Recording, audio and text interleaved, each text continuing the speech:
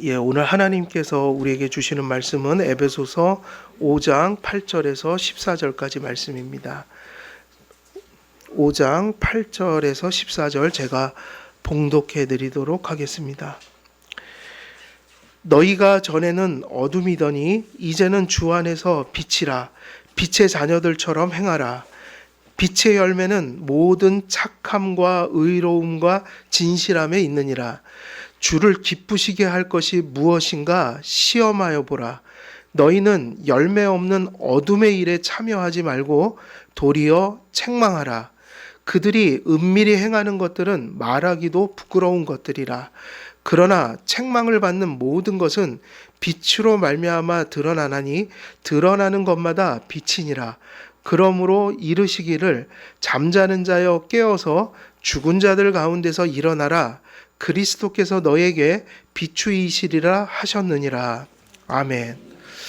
예, 저희들 우리 지난 시간까지 11절 이제 마쳤고요. 12절부터 14절 또 들어갑니다. 그래서 저희들이 이제 그 책망하라 이렇게 이제 그 주제가 시작됐는데 뒤에 구절들은 14절까지 사실은 다 책망과 관련된 말씀들이에요. 그래서 11절에서는 책망하라고 그랬고 그 12절 그 12절에는 책망을 해야 되는 이유, 13절에는 그 책망이 빛에 속했다는 걸 다시 한번 강조하면서, 그리고 하나님께서 그리스도께서는 그런 수단들을 통해서 누군가 죽은 자를 빛으로 만드신다. 뭐 이게 지금 12, 13, 14절에 이어서 나오는 또 중요한 내용들이 이어지고 있는 겁니다. 그래서 보면 지금 짧은 뭐 11절에서 14절까지 보면 짧은 구절일 수 있지만 담겨진 내용으로 보면 사도 바울이 매우 의도적으로 각각 절마다 어떤 내용을 담아서 그렇게 중대한 내용을 전하고 있는 것을 보게 돼요. 그래서 책망의 의미들에 대해서는 이미 다 말씀을 나누었고요. 그래서 이제 저희들 또 말씀 보게 되면은 은밀히 행하는 것들은 말하기도 부끄러운 것들이라 이 얘기를 했는데 이 얘기는 실제로 불신 자연인들의 세계 속에 그것이 개인적으로 그러지 않을 수도 있지만 그 모든 세상에 나타나는 극악무도한 죄악들은 결국 불신 가운데 있는 그 용서받지 못하고 성화되지 못하고 거듭나지 못한 그 인간의 마음과 사상과 수많은 것들이 뭉치고 뭉쳐서 세상의 풍속을 이루어 간다는 거예요. 그래서 세상에는 기독교인이 받을 수 없는 풍속이 분명히 존재해요. 그러니까 성도들은 세상 사람들과 함께 할 수 있는 부분도 있지만 세상 사람처럼 살지 말아야 될 영역이 분명히 있는 거예요. 그건 가정에서도 존재해요. 가족들이지만 혹여 믿지 않는 가족들이 있다면 그 가정에도 따라가지 말아야 될 부분들이 있는 거예요. 그게 존재할 수밖에 없잖아요.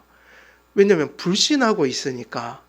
근데 그 가운데서도 같이 함께 협력해서 살아야 되는 게 있고 협력하지 말아야 될 부분이 있는 거죠. 그걸 분별력이라고 한다. 그러면 이제 회사, 무슨 사회의 공동체 속에 들어가면 그게 더 커지죠. 이제 세상은 풍속이라는 게 흘러갑니다. 우리가 그걸 선한 보편 가치가 있고 악한 보편 가치도 있다. 세상 사람들이 모두 쫓아가는 가치의 흐름이라는 것들이 있다. 분별력이 뭐냐면 기독교인으로서 함께 해줄 게 있고 함께 하지 말아야 될 것이 있다. 사사기라는 거 보게 되면은 사사기에서 계속 반복되는 게 그거잖아요. 가나안 땅에 남겨두은 옆구리의 가시가 누구였어요?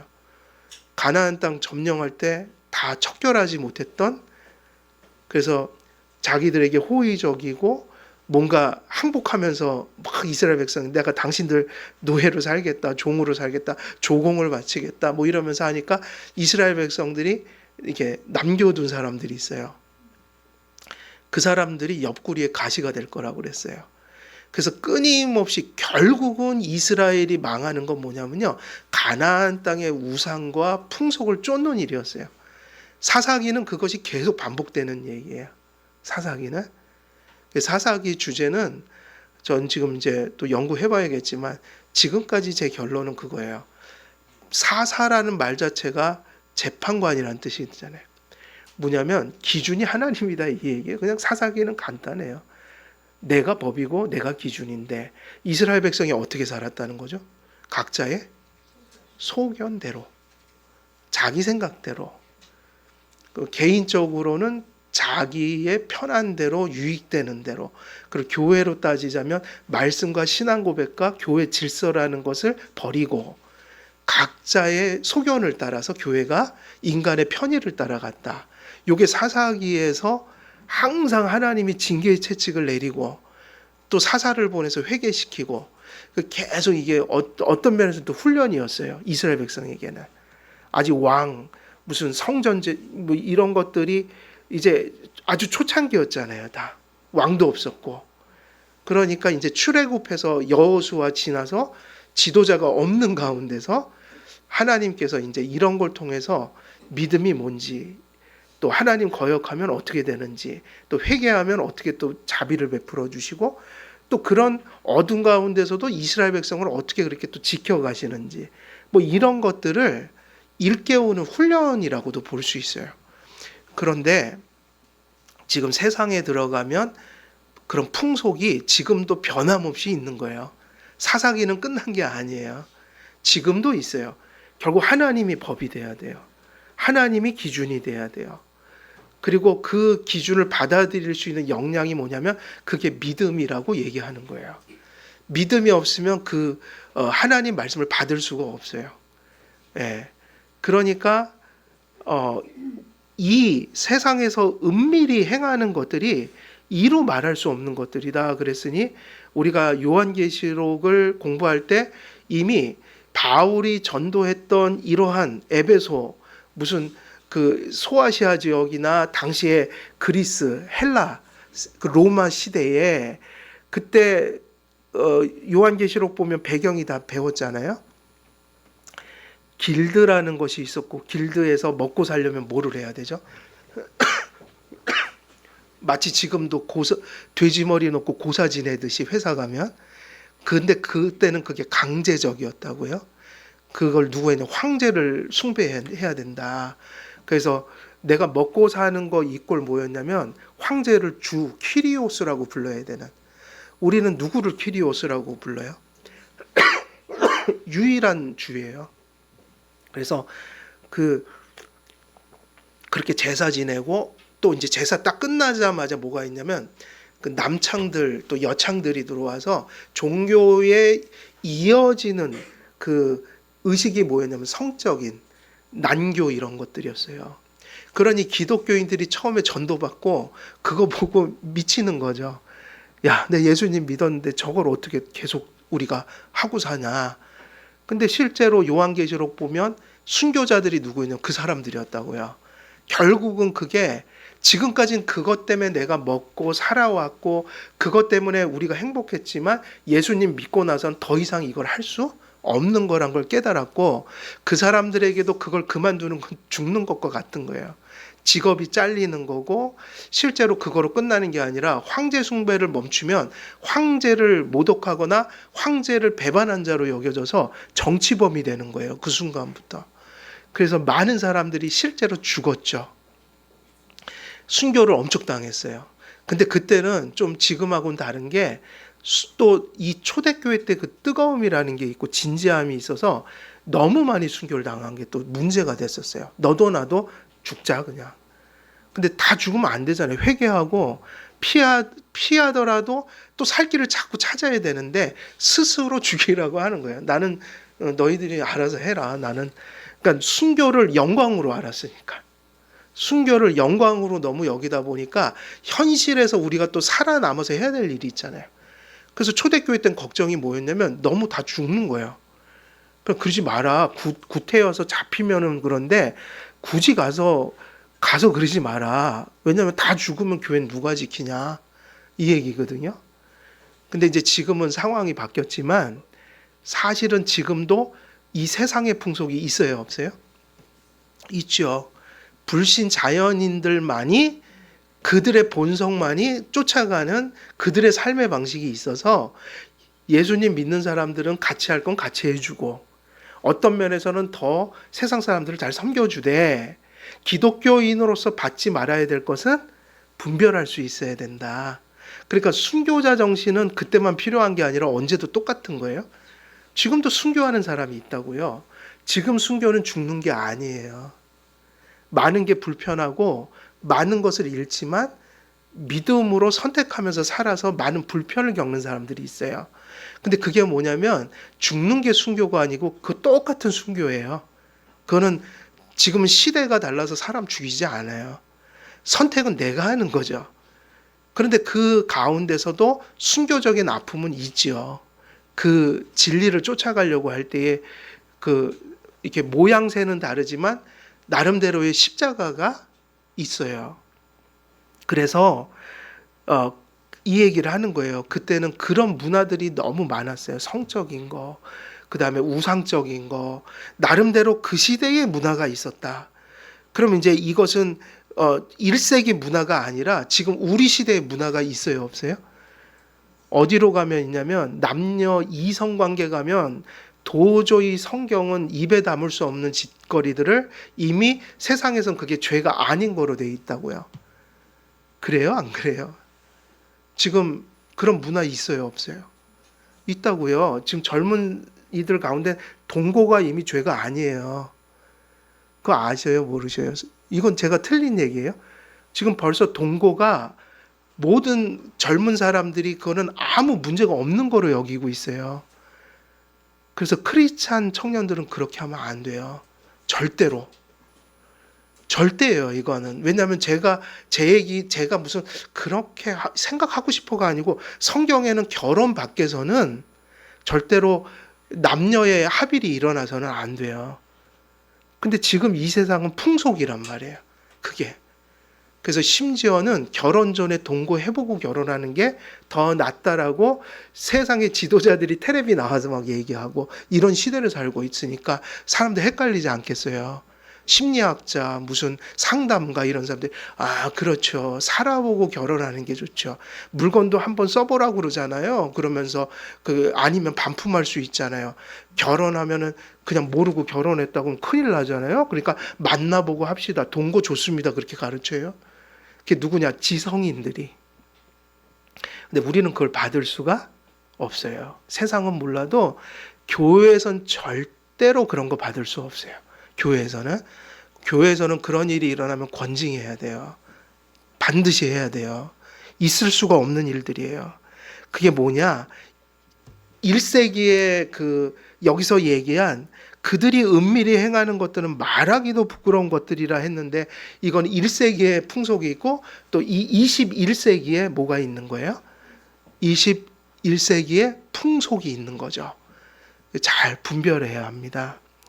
자, 그래서 그 12절은 왜 우리가 세상의 죄를 책망해야 될까 이유를 조금 더 구체적으로 얘기를 한 거예요. 이런 것들이 바울이 전도하던 시대에 교회에 만연했기 때문에 이것을 그대로 받고 간다면 그게 믿음일 수 있을까요? 그건 믿음이 아닌 거죠. 왜냐하면 믿음은 하나님을 받아들이는 거니까요. 그리고 하나님을 받아들일 때 누구의 기준이 받아들여지는 거예요? 그 하나님이 주신 구원의 길과 구원받은 자가 어떻게 살아야 되는, 다시 말하면 성경 말씀을 받는 것이 거기 함께 있는 거니까 그 1세기처럼 우상숭배하고 난교를 행하고 뭐 이루 말할 수 없는 그런 문화들이 있을 때 바울에게 있어서 전도라는 건 그걸 그대로 행하는 사람들을 전도했다고 얘기할 수가 없는 거라고요. 다시 말하면 그걸 버리는 게 구원받는 길이었어요. 행위로 구원받는다는 게 아니라 믿음을 가지면 그 삶의 방식을 바꿔야 되는 거 아니겠어요? 그러니까 이것이 바울이 에베소서를 쓸 때 이거는 무거운 얘기지 가벼운 얘기가 아니에요. 왜냐하면 바울의 얘기는 뭐가 될 수 있으니까. 지금 이 바울의 이 말씀 때문에 순교자들이 나온 거예요. 죽어가는 사람들이 나왔다고요. 이거를 어찌 가벼운 마음으로 얘기하겠어요. 내가 그렇게 살면 안 돼요. 그러면 목사도 부담될까요? 안 될까요? 제가 한 얘기 때문에 여러분이 직장을 잃고 여러분들이 생명을 잃고 그걸 떠나서 공동체에서 왕따가 되고 이런 얘기는 목사도 부담이 될까요? 안 될까요? 되죠. 사도 바울도 부담이 되죠. 근데 그 가치가 죽는 것보다 중요한 가치이기 때문에 에베소서에다 빼도 박도 못하게 이렇게 기록을 해놔버린 거예요. 성령의 영감을 따라. 이건 지금 누구 말씀이죠? 이건 목사들의 얘기가 아니라 우린 전할 뿐이지만 목사도 전하고 내려와서는 쫓아가야 될 하나님 말씀이에요. 12절 말씀은 그 얘기입니다. 원래 불신 자연인들은요, 그 은밀히 행하는 것들은 말하기도 부끄러운 것들을 행하는 것들이 하나님을 안 믿기 때문에 하나님의 기준을 가지고 있지 못하기 때문에 사실은 그 속에 들어가면 엄청난 일들이 있는 거예요. 우린 그걸 뭐라고 얘기하냐면 같이 할 수 없는 것들이요. 그래서 12절은 그 얘기를 했고요. 그리고 13, 14절은 이제 긍정적인 얘기를 하는데 그게 어렵기는 한데 어려워도 책망해야 된다. 이유가 뭐냐면 그 책망을 해야 누군가가 구원받는다는 얘기예요. 그러니까 사실은 그게 빛이야.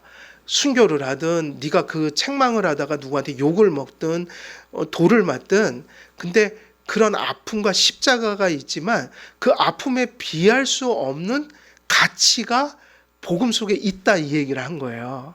그러니까 항상 우리는 선택을 무엇을 가지고 선택을 하죠?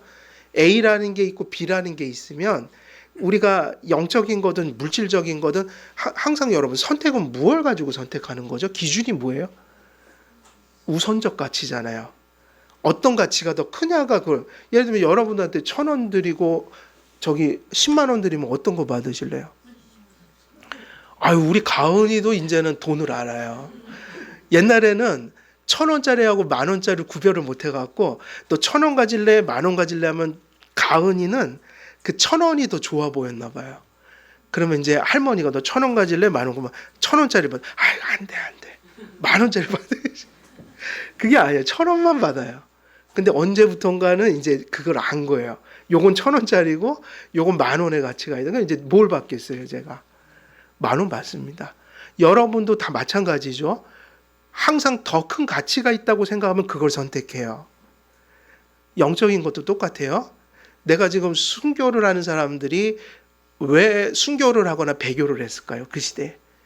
우상 숭배를 요구해 왔을 때 누군가는 배교를 했을 거 아니에요. 누군가는 순교를 했겠죠. 그 기준은 뭘까요? 우리 속에 뭐가 있기 때문에 어떤 사람은 배교를 하고 어떤 사람은 순교를 할까요?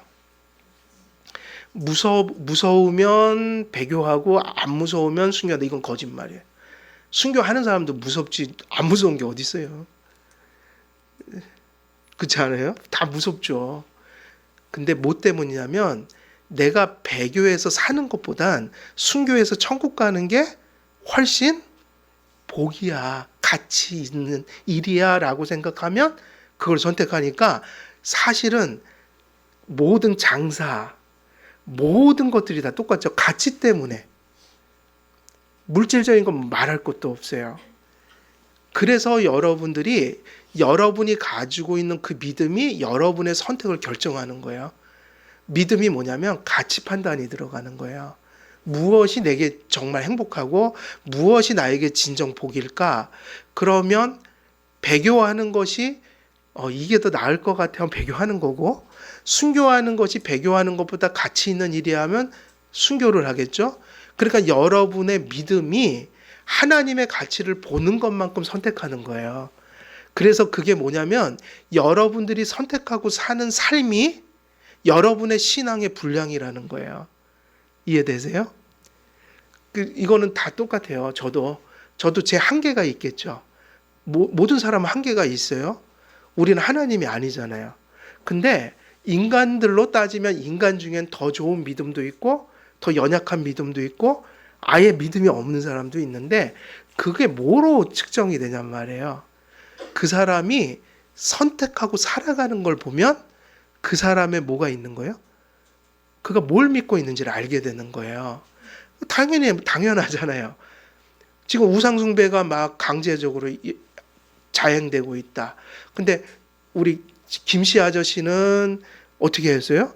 배교를 해버렸어요. 나 못 믿겠다 그러고 나가버렸어요. 근데 이씨 아저씨는 어떻게 한 거예요? 소문 들어보니까 죽었대요. 순교당했대요. 당연한 얘기죠. 누가 믿음으로 산 거예요? 배교한 사람이에요? 순교한 사람이에요?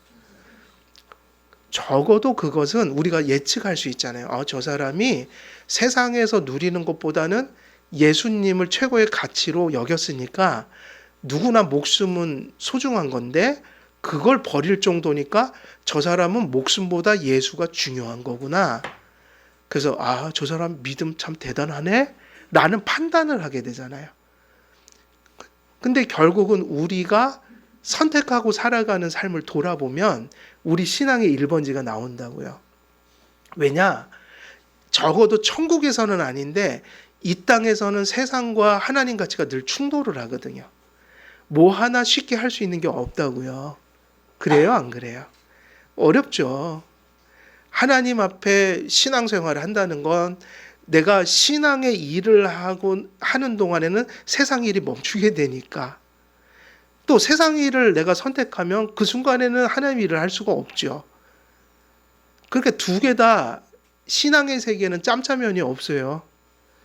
뭐가 없다고요? 짬짜면은 저 중국집에나 있는 거예요.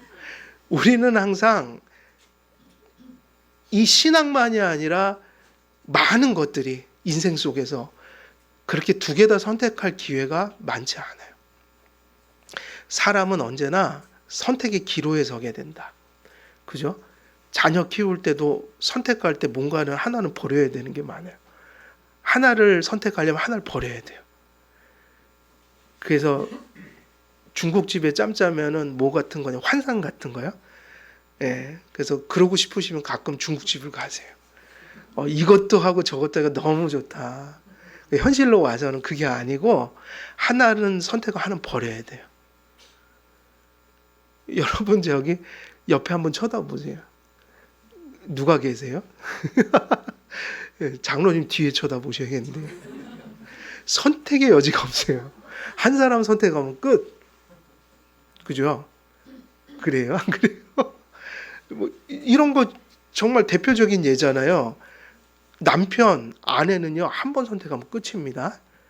신중하게 선택해야 돼요. 그래도 이제 어쩔 수 없어요. 한 번 선택하면 이젠 끝입니다. 예, 잘 살아야 돼요 그 안에서. 그래서 사실은 이 얘기는 무거운 얘기예요. 사도 바울이 이런 말씀 쓸 때 저는 심정이 가늠이 돼요. 왜냐하면 이 말씀 한마디가 누굴 죽일 수 있기 때문이에요. 그 얼마나 책임감 막중한 겁니까? 제가 여러분한테 여러분 그렇게 사시면 안 되고요. 이렇게 선택하셔야 돼요. 근데 그것 때문에 와야 될 뭐가 있죠? 대가가 있어요. 그래갖고 예전에 저쪽에 다른 교회에서 청년부 맡았을 때 가끔 아이들은 상담하러 오잖아요. 어디 학교를 혹은 뭐 직장을 한참 그때 그게 중요한 때니까. 근데 어쩔 땐 바른 소리 할 때가 있어요. 제가 너 그거 그렇게 가면 안 될 것 같은데. 그 신앙적으로 좀 나는 그래.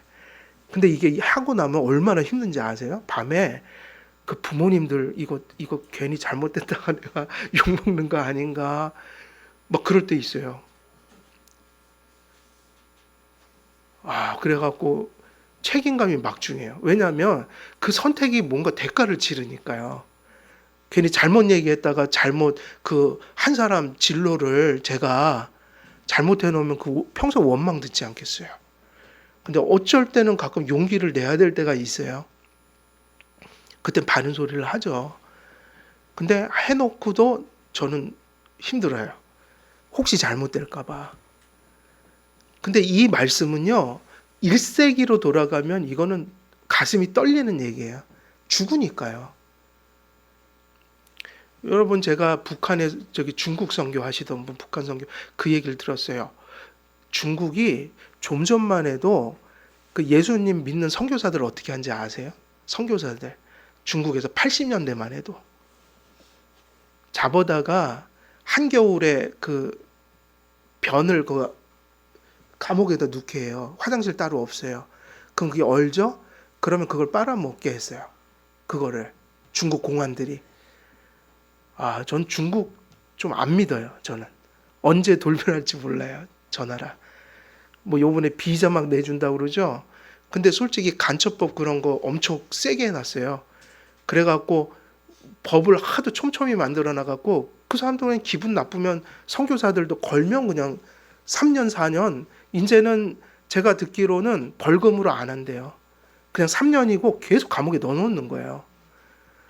그래서 제가 되게 신중하게 중국 함부로 안 가면, 저는 전에 계속 갔다 왔거든요.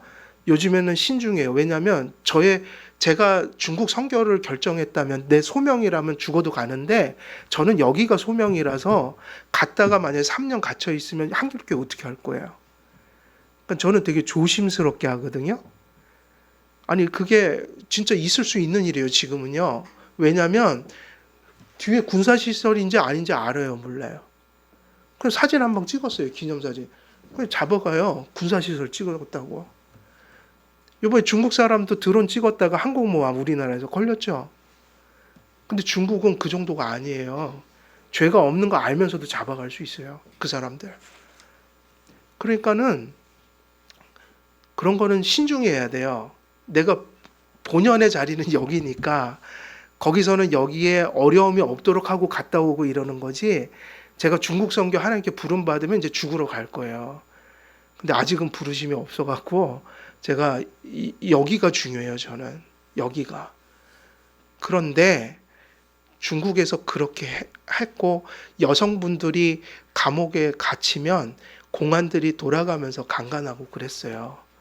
그래갖고 이건 실제로 있었던 일인데, 어떤 믿음 좋은 여인이 그렇게 들어가서 핍박받다가 아기를 가진 거예요. 그래갖고 그 전도환 목사님 있죠? 그 여자를 가서 그랬대요. 아기를 지워야 되지 않겠냐. 그러니까 그 여인이 뭐라 그랬는지 알아요? 하나님이 주신 생명을 죽이지 말라고 했잖아요. 어떻게 죽입니까? 저는 이 아이를 낳아서 신앙인으로 잘 키웠고요. 그러더래요. 울면서. 그 목사님이 한 방 맞은 느낌이 들었대요. 자기는 자기가 전도해서 감옥 가서 그 일이 벌어졌는데 본인은 아이를 지우라고 하고, 근데 그 엄청 고통당한 여인은 뭐라고 하냐면 믿음으로 생각하는 거예요. 안 된다. 하나님 주신 생명을 어찌 죽이는가. 그 아이를 키워서 내가 그리스도인으로 잘 키울 겁니다. 그렇게 얘기를 했대요. 선택이에요, 다. 이 얘기는 엄청난 책임감이 없으면 할 수 없는 얘기였어요. 그 당시에는. 근데 오늘날도 마찬가지입니다. 항상 제가 이런 설교를 하는 건 제 자신에게도 부담스럽고 여러분에게도 부담스럽고, 왜냐? 내가 쫓아가는 것도 힘들고 여러분들이 쫓아가는 것도, 이건 싸움이거든요. 쉬운 일이 아니지만 중요한 것은 저는 그렇게 생각하는 거예요. 항상 세상에는 아무리 죽어도 주님을 택하는 사람이 있고 아무리 편해도 주님 잘 안 따르는 사람이 있어요. 근데 중요한 건 이거죠. 우리에게 지금 성경이 요구하고 있는 건 여러분들이 무슨 판단을 하면서 살아가라는 거예요. 가치 판단. 그 가치는 무슨 가치죠? 하나님의 말씀의 가치를 이 가슴에 믿었다면 여러분들의 선택 속에는 그 가치가 반영돼야 된다는 거예요. 반영. 그게 뭐죠? 거기까지 할 수 있는 게 있겠죠, 우리가? 저도 마찬가지예요. 그럼 거기까지가 우리 한계인 거예요. 그래서 거기서 못하고 넘어지면 또 그래서 성화가 필요하고요. 회개해야 돼요. 성화가 돼야 돼요. 그래서 우리가 조금씩 불완전하지만 때로는 거기까지 가지 못하지만 그게 옳은 것은 아니라고 인정하고 살아야 돼요. 그래서 이 부분이 중요합니다.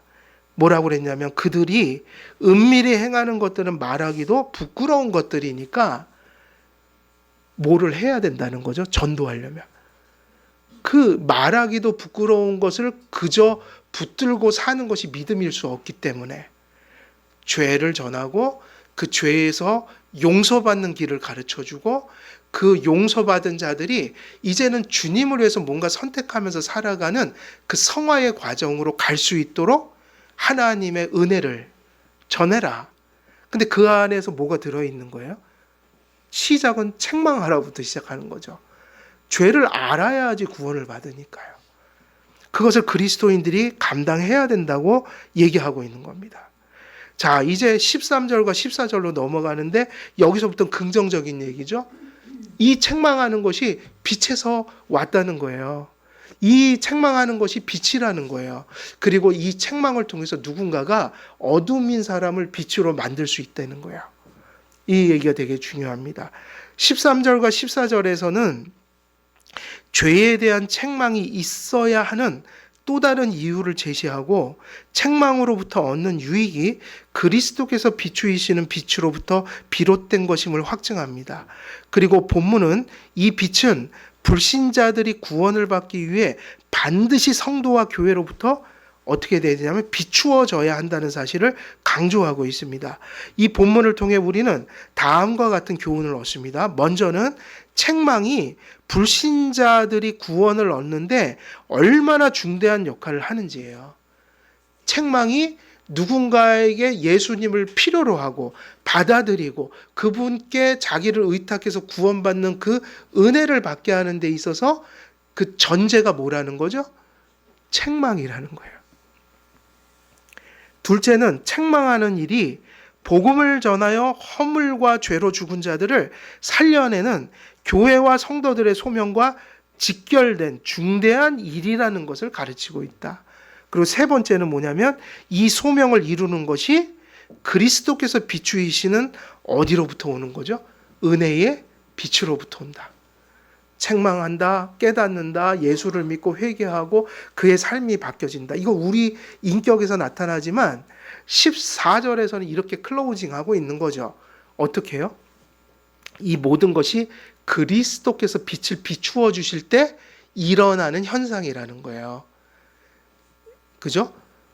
죄와 사망과 죽음이라는 게 우리를 꽉 붙들고 있을 때 나타나는 현상이 있잖아요. 그런데 예수 그리스도께서 우리에게 빛을 비춰 주실 때 우리에게 나타나는 현상이 있다. 이제 그 빛을 받아서 빛이 된 성도들이 누군가의 죄를 복음적인 또 전도라는 차원에서 책망할 때 거기서 무슨 일이 일어나냐면 어둠이었던 사람이 뭐로 바뀌어져요? 빛으로요. 근데 따지고 보면 저희들이 다 그래갖고 빛이 된 거 아니에요? 여러분이 어느 날 갑자기 예수님이 꿈에 뿅 하고 나타나서 전도 받으신 분 계셔요? 다 누군가를 통해서 어떤 교회를 통해서 시작이 된 거죠. 시작. 그래서 최소한 여러분이 한길교회 오시기 전에도 죄라는 건 알았기 때문에 저희가 새가족 교육했지 그러지 않으면 세례를 줘야죠. 그죠? 최소한 여러분들은 그 어딘가로부터의 빛을 받은 거예요. 근데 그게 근원이 어디라는 거예요? 근원이 그리스도께서 비추셨다. 되게 그래서 13절에 보면 그러나 책망을 받는 모든 것은 빛으로 말미암아 드러나니 드러나는 것마다 빛이니라 그랬어요. 바울은 책망의 근원을 알려줍니다. 책망은 어디로부터 온다고 그랬죠? 책망을 받는 모든 것은 어디로 말미암아? 빛으로 말미암아. 그러니까 이 얘기는요. 책망의 근원은 뭐예요? 빛이에요. 빛이 있는 곳에 책망이 나타난다는 거예요. 그러면 그 빛은 본질적으로는 누구시죠? 그리스도시란 말이에요. 책망은 빛으로부터 오는 거니까 책망은 절대로 어두운 게 아니라 뭐죠? 빛이에요. 지금 우리가 너무 정서적으로 세상적인 정서를 생각해서 그래요. 그냥 늘 기쁘고 막 감격하고 이게 빛이라고 생각하는데 그게 아니라 하나님의 뜻이 빛이지 우리의 감정이 빛이 아니란 말이에요. 그 감정 따라 신앙생활하면 큰일 납니다. 감정은 바르게 나올 때도 있는데 진리와 전혀 상관없이 나올 때도 많아요. 그래서 우리는 사실은 주님 싫어하는 거 되게 좋아할 때 많아요. 주님이 좋아하는 거를 우리가 되게 싫어할 때도 많아요. 적어요? 많아요. 그래서 저는 언제부턴가 그게 그렇게 중요해지지 않아요. 제 마음의 정서가 어떤 상태에 있느냐가 그렇게 중요하지 않아요. 왜냐하면 저는 그거 안 믿고 삽니다. 잘 안 믿어요. 의심해요. 내가 나를. 진짜 내가 좋아서 이렇게 좋은가? 진짜 나빠서 내가 이렇게 나쁘게 느끼나? 근데 그걸 너무 많이 속아갖고 감정이 아니라 뭐죠? 하나님 뜻이 좋은 거예요. 말씀이 진리인 거예요. 그래서 책망이라는 게 정서적으로 다가가면 뭐 되게 어두운 거잖아요. 그게 아니라 진리가 드러나는 과정이기 때문에 책망은 뭐다? 빛이다 이거예요. 이거는 정서적 판단으로는 도저히 이해가 안 되는 말이에요. 그 사회도 교회도 지금 그런 거를 원하잖아요. 항상 모든 걸 공감하고 칭찬해주고 뭐 잘못해도 다 관용하고 이게 좋은 공동체라고 부르짖는 게 지금 오늘날의 공동체예요. 그러니까 어떤 옳고 그름도 얘기하지 말자는 거란 말이에요. 그게 아니고 하나님 편에서 보면 하나님 앞에 옳은 것과 그른 것을 깨닫는 순간이 엄청나게 하늘에서 잔치가 벌어지는 날이에요. 되게 중요한 얘기죠. 그래서 책망은 빛으로부터 옵니다. 책망을 할 수 있는 사람은 사실은 그래서 빛이 된 자들 뿐이에요. 책망은 빛인데 그 책망을 빛이라고 하니 그 구원하는데 하나님께서 그 사용하시는 그 책망이라는 것은 빛에서만 나올 수밖에 없기 때문에 빛이 아닌 자들은 이걸 할 수가 있다 없다? 없죠. 그러니까 빛이 된 자들만 할 수 있으니까 이 일은 세상 사람들이 할 수가 없는 일이에요. 그러고 따지면은 사회에서도 기독교인들만 할 수 있는 일이 있을까요? 없을까요? 정치, 경제, 사회에서 기독교인들만 양극단으로 치우치지 않은 하나님의 창조적인 관점에서 세상의 보편 가치를 조금 더 밝은 쪽으로 제시할 수 있는 그런 능력이 있다고요. 그러니까 세상 사람들처럼 하면 안 되고 세상은 언제나 양극단이잖아요. 뭐 좌파니 우파니 뭐 진보니 보수니 우리는 그게 아니라 하나님의 말씀에 비춰서 안 믿는 사람들이니까 그거 뭐 다 말씀 전에도 못 알아들으니까 하나님의 창조 질서를 아는 우리들이 거기서 최선을 다해서 그래도 세상이 그렇게 양극단에 치우쳐 거짓에 머물러 있을 때 우리는 진짜 진리, 좌도 아니고 우도 아닌 하나님이 바라시는 어떤 가치들을 세상 사람들에게 조금이나마 더 바른 길로 갈 수 있도록 그런 거를 얘기할 수 있는 게 누구밖에 없다? 그리스도인. 그래서 그리스도인은 세상에 뭐가 되라고 그런 거예요? 빛이 되고 세상에 소금이 되라. 그래서 여러분들은 세상에서 내 삶을 먹고 살고 지탱하는 것도 중요하지만 그게 전부는 아니고 거기서 빛이 되는 역할을 해야 된다는 거예요. 지금 정치 세계를 보세요. 그 정치 국회의원들, 판검사들, 뭐 검사, 변호사 뭐 할 것 없이 그 사람들 중에 크리스찬들 많을 것 같아요? 적을 것 같아요? 안타깝게도 그들은 성경적 사고를 못해요. 그러니까 저 모양 저 꼴이 돼 있는 거예요, 세상이. 놀랍게도 믿는 사람들이 높은 권력을 가졌는데 하는 꼴을 보면은 안 믿는 사람만 못하단 말이에요. 그게 있을 수가 없는 얘기예요, 사실은. 여러분들이 세상 가운데 직업이든 뭐든 가 있는 건 일종의 더 큰 맥락으로 보면 여러분이 지금 뭐를 하라고 부름받은 거예요? 소명이 있는 거라고요. 세상에서 복음을 전하라는. 그거 인식하고 살아가야 돼요. 빛의 근원이 되신 하나님께서 빛이 된 교회와 성도들을 통해 어둠을 책망하게 하시어 세상 가운데 택한 백성들을 죄에서 끌어내시어 빛으로만. 그러니 이 책망하라는 말 속에는 아까 빛이라고 그랬는데 이런 정서들을 오히려 느끼는 게 진리에 가깝죠. 책망하면은 뭐가 떠오르면 하나님의 긍휼하심이에요. 그죠? 어둠에 있는 자들을 어떻게 하는 거죠? 지금 막 시궁창 속에서 저 지옥을 향해서 막 돌진하고 있는 자들을 거기서 건져내는, 끌어내는 이 작업이 뭐냐면 책망하는 일이란 말이에요. 13절은 그러한 의미를 전하고 있는데 13절 하반절에 보면 드러나는에 대해 몇 가지 살펴볼 점이 있어요. 그 뒤에 보면 드러나는 것마다 뭐라고 그랬죠? 빛이다 그랬는데 이게 이제 왜 조금 살펴봐야 되냐면 이게 파네로라는 말이에요. 드러난다. 근데 이것이 이제 여러분들 한국에는 없는 문법인데 중간태라는 게 있어요. 중간태라는 게 있는데 중간태는 자기가 한 행동이 자기에게 미치는 어떤 그런 건데 이것이 뭐하고 똑같냐면 수동태하고 똑같아요. 모습이. 그래갖고 이 말씀을 능동태로 해석하는 주석가들이 있고 수동태로 해석하는 주석가들이 있어요. 그렇게 되면 우리가 가진 개역개정은 뭐로 해석한 거죠? 드러나는 것마다 그랬으니까 무슨 태예요? 수동태. 드러내는 건 능동이잖아요. 내가 드러낸다. 드러나는 거 됐으니까 수동태인데 제가 본 주석들은 반반이더라고요.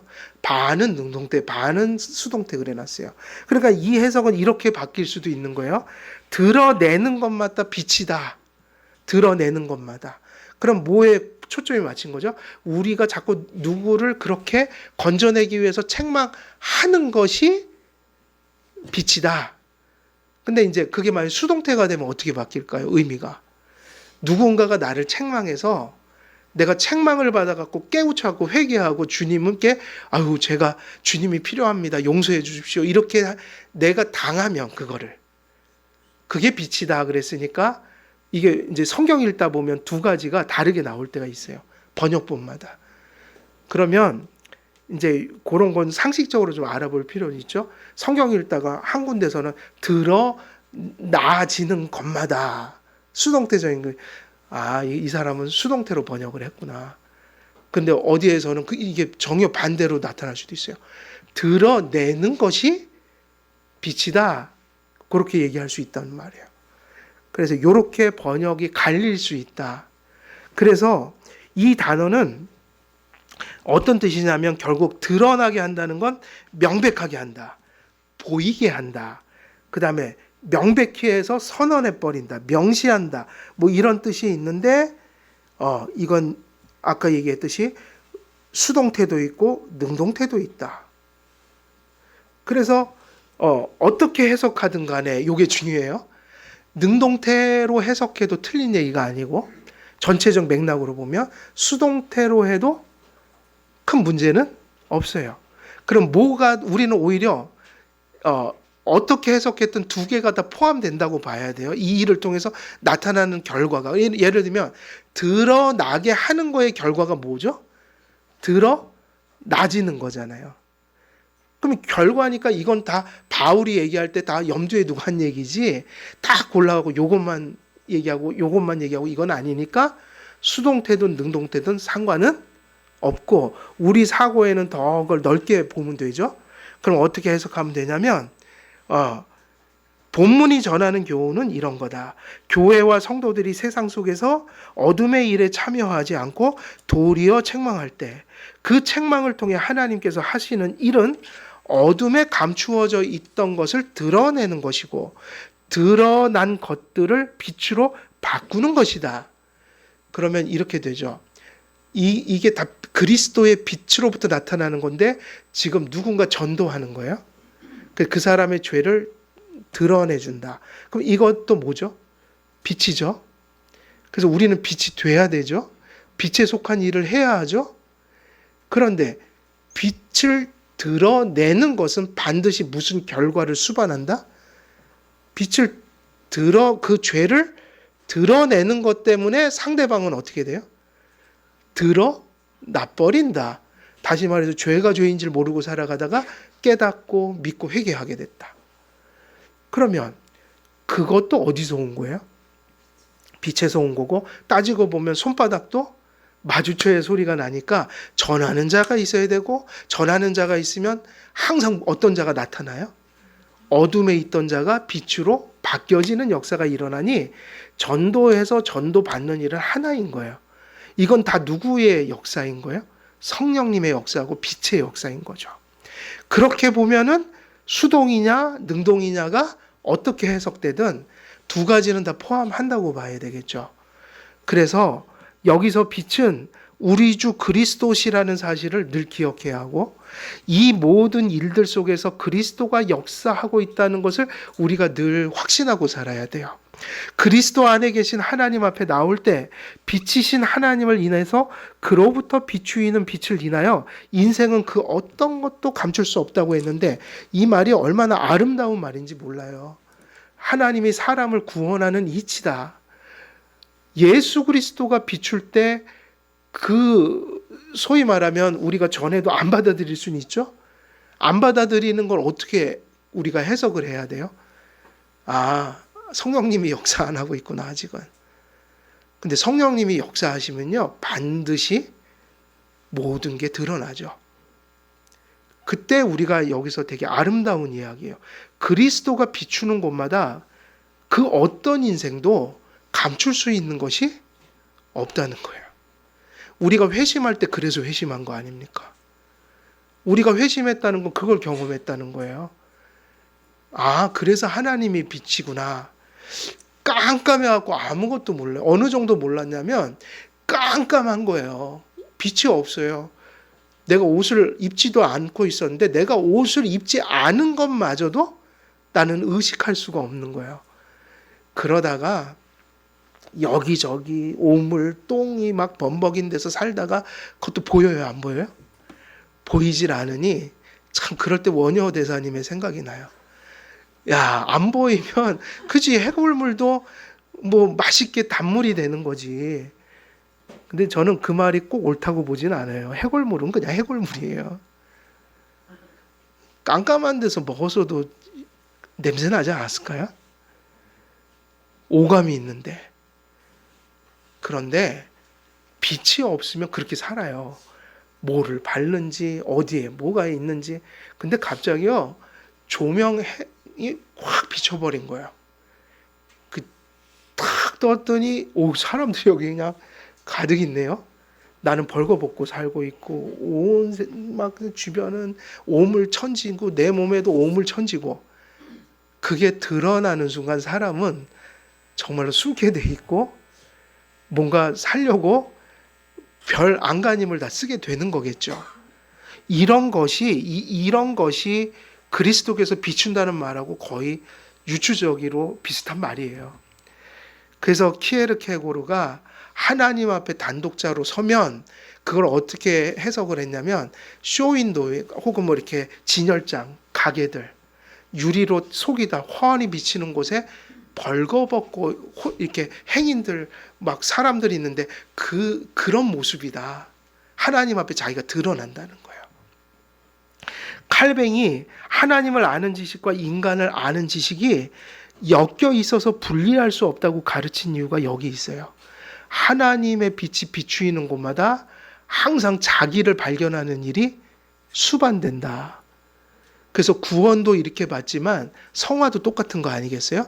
성화도 똑같이 매일매일 하나님 앞에 내 자신을 발견하면 회개할 것이 있고 또 새로워지는 것이 있다. 죄에 빠진 인간은 어둠 안에 있기 때문에 빛 대신 하나님 앞에 나오기 전까지 자신의 정체를 자신도 몰라요. 이게 제일 무서운 얘기예요. 자기를 자기가 가장 잘 알 것 같은데 실제로는 우리가 우리를 아는 건 너무 힘들어요. 우리는 우리를 잘 알지 못해요. 그래서 죄 짓고 실수하고 가끔 우리가 오판할 때 있잖아요. 큰 실수 저지를 때. 그때 보면 그거 다 알고 하는 거예요, 모르고 하는 거예요. 그래서 세상에는 뭐가 존재하냐면 후회라는 게 존재해요. 후회라는 거. 후회가 왜 존재하냐면 모르는 거예요. 내가 지금 뭘 하고 있는지, 무슨 얘기를 하고 있는지. 그래서 가끔은 제가 친구들을 만나거나 어떤 사람들하고 이야기를 하다 보면 가끔은 내가 그 시간이 지나고 나서 깨달을 때가 있죠. 내가 그때 무슨 말을 했나? 그 얘기를 왜 했지? 이럴 때가 있고, 또 어떤 타인하고 얘기를 듣고 있을 때면 이런 생각이 들 때가 있어요. 아니, 지금 저 사람이 자기가 무슨 얘기를 하고 있는지 지금 알고 하는 거야? 이럴 때가 있어요. 그게 뭐냐면 우리가 우리 자신을 절대로 잘 몰라요. 그래서 아마 그런 얘기가 있는 것 같아요. 항상 몇 번을 생각하라고요? 말하기 전에? 3번이요. 근데 우리는 그렇게 얘기하면 인본주의가 되고 3번 생각하는 건 맞는데 3번 동안 말씀에 비춰갖고 이게 합당한지 그릇된 건지를 생각해 보라. 그러니까 그 얘기는 자꾸 빛에 비추어 보라. 빛을 비춘다는 게 뭐죠? 하나님 말씀을 자꾸 생각해 보는 거예요. 이게 하나님 말씀 앞에 어떤 것인지를 비추어 보는 거예요. 그거 되게 중요해요. 그래서 특별히 우리가 어떤 선택을 하면서 갈 때도 항상 뭐에 비춰서 자꾸 선택을 해야 돼요? 하나님 말씀에 자꾸 3번, 4번 비춰보고, 그래, 이걸 선택하는 게 맞을까? 이걸 선택하는 게 맞을까? 그게 뭐냐면 코람? 뭐라 그러죠? 그걸 가리켜? 꼬람? 떼오. 꼬람이 맞는지 코람이 맞는지 잘 모르지만 꼬람대오 보통 그래요. 꼬람대오.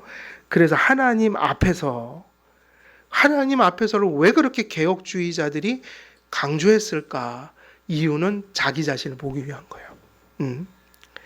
그래서 하나님께서 그리스도 안에서 말씀과 성령으로 비추임을 받는 자만이 자신의 죄를 깨닫고 회개하며 자신의 구원을 위해 그리스도를 전적으로 의지합니다. 하나님을 모르는 인생은 자신도 모르고 자신의 정체를 모른다면 역시 누구도 모르는 사람인 거예요. 자기를 모르게 되면 하나님도 모르는 거라고요. 그래서 하나님이 명확해질 때 누가 명확해질까요? 우리 자신의 길이 명확해져요. 그때는 되게 또렷해져요. 어디로 가야 할지, 뭐가 더 복된 것인지 이런 것들이 되게 또렷해져요. 하나님은 빛이니까 그런 거죠. 이게 하나님 앞에서 나를 보는 거 되게 중요하다. 그래서 우리가 빛이 되라는 것은 하나님의 진리를 전하라. 그리고 그걸 전할 때 누군가 어둠이 무엇으로 바뀌어지는 역사가 있다는 거예요? 빛으로요. 여기서 강조하고 있는 것은 그 얘기예요. 물론 수동태로 여긴 번역이 됐지만 능동적인 것과 수동적인 의미를 사실은 다 담고 있다고 보는 게 맞을 거예요. 그래서 오늘 지금 시간이 됐으니까 여기까지 말씀을 전하도록 하겠습니다. 저희 여기까지 전하고 다음 주에 또 계속 이어서 말씀 전하도록 하겠습니다. 이제 기도하겠습니다. 하나님 아버지, 하나님께서 빛이라고 하셨으니 또 그 빛으로 우리를 비추어 우리를 빛으로 또 거듭나게 하시고 성도로 삼으셨으니 저희들이 또 세상에서 죽어가는 불쌍한 자들에게 하나님의 진리를 진리대로 전하는 그런 빛된 역할 잘하게 해주시고 또 우리들이 세상의 죄를 책망할 때에 또 그 가운데 택한 백성들이 주님께 돌아오는 그런 놀라운 역사가 있게 하여 주옵소서. 오늘도 빛 대신 하나님을 늘 의지하며 그 앞에서 살아갈 때 아버지 하나님께서 영광 받으시길 원하옵고 우리 주 예수 그리스도의 이름으로 기도드리옵나이다. 아멘.